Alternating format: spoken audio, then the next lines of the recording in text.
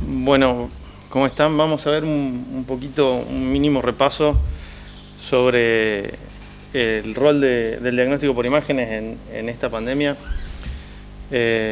Bueno, la herramienta más fuerte que tiene el diagnóstico por imágenes para estudiar a los pacientes con COVID fue la tomografía de alta resolución. Inclusive en los periodos de pico de demanda, en algunos países se utilizó como diagnóstico, no, después, afortunadamente, aparecieron todos los PCR y demás más disponibles para todo el mundo y se pudo evitar esto. Lo que se estudia en la tomografía de alta resolución básicamente es el lobulillo pulmonar secundario. Ahí se ve la estructura más chica que puede estudiar la tomografía, que es la arteriola respiratoria y el bronquiolo respiratorio, perdón. Un ejemplo de este lobulillo es esta imagen acá, que es la típica imagen que nosotros vamos a estudiar, donde está el intersticio pulmonar fino, digamos, y los septos, que no se llegan a ver en pulmones sanos.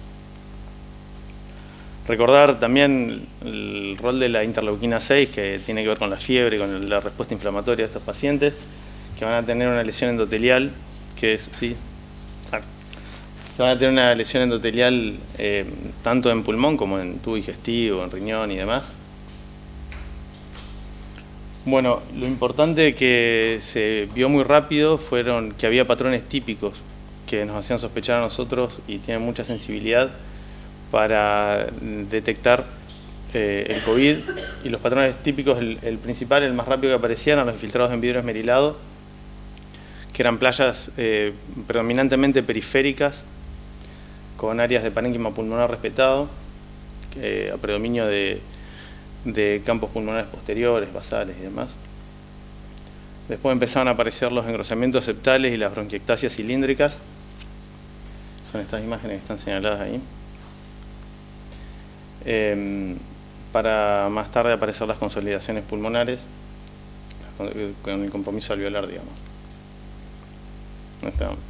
Se ve una playa de consolidación rodeada por infiltrado en vidrio esmerilado. Y por último, el patrón en empedrado, el crazy paving, que eran ya engrosamientos septales más marcados, que ocupaban todo el parénquima pulmonar con áreas intercaladas de parénquima pulmonar sano. Después aparecieron lo que se empezó a ver como patrones menos frecuentes, pero que estaban asociados al COVID, y en estos casos aparecieron los derrames pleurales, se nombró también las adenopatías que pueden estar, se pueden ver, por ahí se ve, son esas dos imágenes que se ven ahí, por delante de la tráquea, y las consolidaciones lobares también. Hay muchos pacientes que han desarrollado ese tipo de manifestaciones pulmonares, pero bueno, digamos que hacía alusión a no dejar de pensarlo en pacientes que estaban con un cuadro febril y que sigan pensando en COVID. Y después las lesiones cavitadas. Después, por último, algunas lesiones que uno encontraba en pacientes febriles que lo hacen descartar la patología a priori, que eran, por ejemplo, los infiltrados micronoduliares tipo árbol en brote. Se ve claramente la arteria rodeada de pequeños nodulillos centrolobulillares, que no tiene relación con el COVID. Las cavernas, que no son lo mismo que lesiones cavitadas en la pared anfractuosa, gruesa y demás. Los infiltrados intersticiales no sistematizados, ya sean en vidrio esmerilado, tipo centrales, que no tenían la distribución típica. Los infiltrados micronoduliares miliares. Y por último, las secreciones bronquiales, digamos, pacientes que venían con bronquiectasias o no, con los bronquios completamente ocupados, no hacen sospechar de patología por COVID. Bueno, un ejemplo de un paciente que se realiza una tomografía al cuarto día del comienzo de los síntomas, en teoría, ¿no? Un paciente nuestro fue derivado así, como cuarto día del comienzo del síntoma. Ya se ve una extensión que va de vértice a base, o sea, está casi todo el parénquima comprometido, se ve principalmente vidrio esmerilado, alguna bronquiectasia cilíndrica y algún engrosamiento septal, pero no hay imágenes de playas consolidativas. Y entonces al control, a los 3 meses se ve una resolución casi completa de este patrón, que es la mayoría de los casos que pasaron por internación, hoy los vemos así, con resoluciones bastante favorables.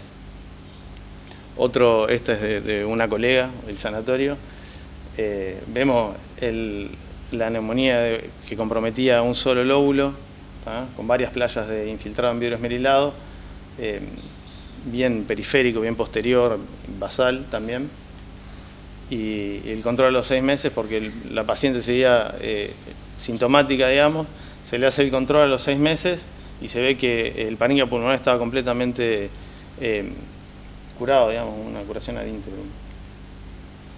Otro también de una presentación típica. Esta es una tomografía al diagnóstico, el paciente tenía 4 días de fiebre ya. Se ven las playas de infiltrado en vidrio esmerilado. A los 8 días se ve una pequeña área consolidativa rodeada de vidrio esmerilado, aquí. A los 15 días se ve como el resto de los infiltrados habían curado y persiste esa área telectásica retráctil. Y a los 28 días se ve que esto va disminuyendo de extensión. Probablemente haya quedado una secuela muy pequeña, pero el paciente está totalmente asintomático, así que no se controló más allá de esto. Bueno, este es ya un paciente con varios días de evolución, segundo día de internación. Vemos una extensión bastante grande, casi no hay parénquima pulmonar sano, pero todavía predominaba el infiltrado en vidrio esmerilado, no se veía nada consolidativo, ni engrosamientos septales, ni nada de eso.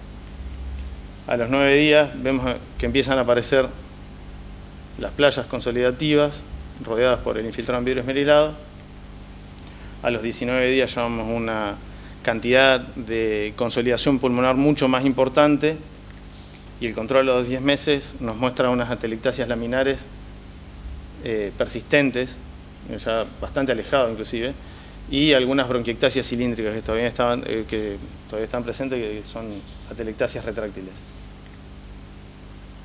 Bueno, otro paciente también vemos que a los 13 días, que es el momento de mayor expresión radiográfica también de pulmonar, vemos infiltrados también con áreas de engrosamientos septales tipo neumonía organizativa, que son todos estos septos, que era lo que mostraba al principio, y como a los 17 días, o sea, no tanto más, ya había empezado a mejorar el aspecto de ese parénquima pulmonar. A los 2 meses el parénquima pulmonar no tenía áreas retráctiles fibrosantes ni nada por el estilo, y sí persistían algunos infiltrados en vidrio esmerilado muy leves, y a los 6 meses ya era un parénquima prácticamente normal. Por ahí en el retro se ve como que si estuviera más alterado el parénquima, pero en realidad es casi normal.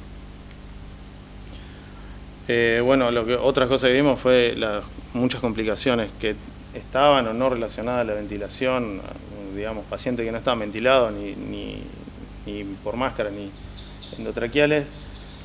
Se vieron muchos enfisemas subcutáneos y neumomediastino, probablemente por los brotes de tos y demás, y disminución de la... Bueno, eso lo va a explicar el doc. Pero sí se veía mucho enfisema mediastinal, o neumomediastino, enfisema subcutáneo, perdón, que es lo que se muestra ahí, que es, por eso es importante la tomografía de alta resolución en estos casos. Y en este caso se asoció a la aparición de lesiones cavitadas. Otra complicación fue el neumotórax asociado a derrames. En este caso se ve un paciente que tiene muy poco compromiso del parénquima pulmonar, realmente no se ven grandes extensiones de infiltrado ni áreas consolidativas ni nada por el estilo, y ya se ven unos pequeños neumotórax con unas lesiones que parecían cavitadas al principio, que a medida que fue pasando el tiempo nos fuimos dando que aparte tenían niveles hidroaéreos que hacían sospechar de sobreinfección. Vimos que a medida que se iban achicando esas lesiones y ayudado por la reconstrucción de la tomografía multislice, Nos dimos cuenta que eran derrames pleurales tabicados en las cisuras mayores. Ahí se ven las colas pleurales de las cisuras. Lo mismo acá. Estos son estudios de los 15, 18, un mes y 2 meses, donde se ve claramente que el parénquima pulmonar mejora. Otra de las complicaciones que se vieron muchísimo fue el tromboembolismo pulmonar. Y bueno, acá tiene ya no la tomografía de alta resolución, sino la angiotomografía multislice. Es muy sensible para verlo, sobre todo a nivel lobar y segmentario. Por ahí las distales que también se ven, que se dan mucho en estos pacientes, la tomografía tiene menos sensibilidad, ¿no?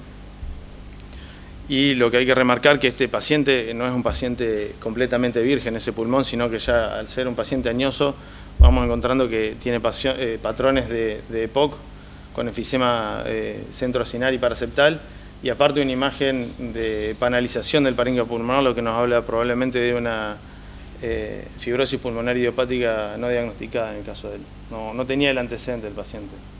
Pero bueno, hace pensar a futuro qué es lo que va a quedar de ese parénquima pulmonar, sobre todo teniendo en cuenta que este sí era un paciente con áreas consolidativas. Ahí se ve bien el TEP, inclusive en la ventana de parénquima pulmonar lo pueden ver. Bueno, entonces, en base a estos pacientes que eran los más graves y demás, ¿qué es lo que podemos esperar y cómo ver el rol del diagnóstico por imagen en estos pacientes y en las posibles próximas olas que se han visto, por ejemplo, en Europa, en los lugares donde están en invierno? Vemos que la tomografía de alta resolución, la verdad, tiene una capacidad para evaluar estos pacientes que es altísima. Ahora bien, también está una herramienta que para evaluar el parénquima pulmonar es muy efectiva, que es la tomografía de baja dosis. Nosotros empezamos a hacer un trabajo antes de la pandemia, que era la evolución de micronódulos pulmonares en pacientes fumadores, que lamentablemente por toda la irrupción del COVID no se siguió adelante, pero la verdad que la capacidad que tiene para evaluar el parénquima fino pulmonar, la tomografía de baja dosis, es altísima y le disminuye mucho la irradiación a los pacientes, que si tenemos en cuenta van a ser pacientes muchos que se van a seguir estudiando en el tiempo, sobre todo los que tienen lesiones pulmonares fibrosantes, es a pensar, y también pensándolo en los nuevos diagnósticos, porque realmente la capacidad de ver ese tipo de lesiones es altísima con la baja dosis. Sí, obviamente no van a poder estudiar lesiones mediastinales, lesiones, neumotórax muy chiquitos o esas cosas, o lesiones que necesiten contraste. Para eso no sirve, pero para las otras sí. ¿Qué hacer con la persistencia de los patrones fibrosantes? Que si bien la inmensa mayoría de los pacientes no progresan, no persisten imágenes positivas en el tiempo en el SARS-CoV-2, pero bueno, hay que pensarlo y qué hacer con las patologías preexistentes, ¿no? Cómo seguirlos. Y que la utilidad, sobre todo de la baja dosis, en los pacientes que persisten sintomáticos en el tiempo, y si decidir hacer o no una alta resolución versus una baja dosis. Los pacientes jóvenes son candidatos ideales, y uno los encuentra que siguen disneicos o sea, muchos tiempos después del alta, por ahí pensar en la baja dosis y no en la alta resolución. ¿Y por qué esto? ¿Por qué se lo plantea uno? Porque cuando empezó todo el tema de la pandemia, uno se puso a mirar para atrás, tanto en la experiencia que había acá, como la experiencia que había más que nada a nivel de Asia y sudeste asiático, y vemos que todas estas imágenes, uno después de lo que vimos, podría decir que son COVID, no tiene duda. Y cuando se pone a ver bien, algunas eran del SARS, otras eran del MERS, y otras sí eran del SARS-CoV-2. Entonces, ¿cómo hacer el parangón del outcome de los pacientes que tuvieron SARS y MERS y compararlos con el COVID? Bueno, la verdad es muy diferente la cantidad de diagnósticos que se hicieron en su momento y la letalidad y mortalidad que tuvo el SARS y el MERS son completamente distintas. Por lo tanto, a uno le hacen suponer que la cantidad de secuelas que va a dejar el SARS-CoV-2 no van a ser la misma que la del MERS, pero bueno, la cantidad de pacientes que tuvimos también es otra. Así que hay que planteárselo, y hay un trabajo bastante interesante también de China, que le hicieron control a los 84 meses a los pacientes, o sea que todavía no estamos ni cerca de eso, y con tomografía de alta resolución vieron que 18% de los pacientes hospitalizados, sanos previos, tenían lesiones secuelares. también hay que ponerlo en perspectiva. No es lo mismo, no son lo mismo, si bien son el mismo tipo de virus, pero hay que pensarlo. Bueno, las conclusiones que uno saca, que a futuro hay que pensar en la utilidad de la baja dosis en la detección de lesiones por SARS-CoV, sobre todo en el diagnóstico y control. La utilidad de la ATC en los pacientes hospitalizados cuando vemos que hay un estancamiento terapéutico o cuando hay una progresión de los síntomas. Pensar en la tomografía multislice ya de alta resolución o con contraste, depende de lo que uno sospeche. Y yo quería resaltar el compromiso. Hay algunos de los chicos, de los residentes de imágenes, y cómo se manejaron durante la pandemia, ellos, los técnicos y el personal administrativo, que no tuvimos contagio, que no tuvimos contaminaciones dentro del trabajo. A mí me parece remarcable. Y sobre todo agradecer con los chicos de terapia, que no hemos visto muchos, tanto de los médicos como los kinesiólogos, la comunicación que tuvimos en ese momento, que la verdad era muy difícil por ahí empezar a ver los primeros pacientes, entender de qué estamos hablando y que nuestro trabajo les sirva a ustedes, ¿no? Así que nada, eso. Muchas gracias.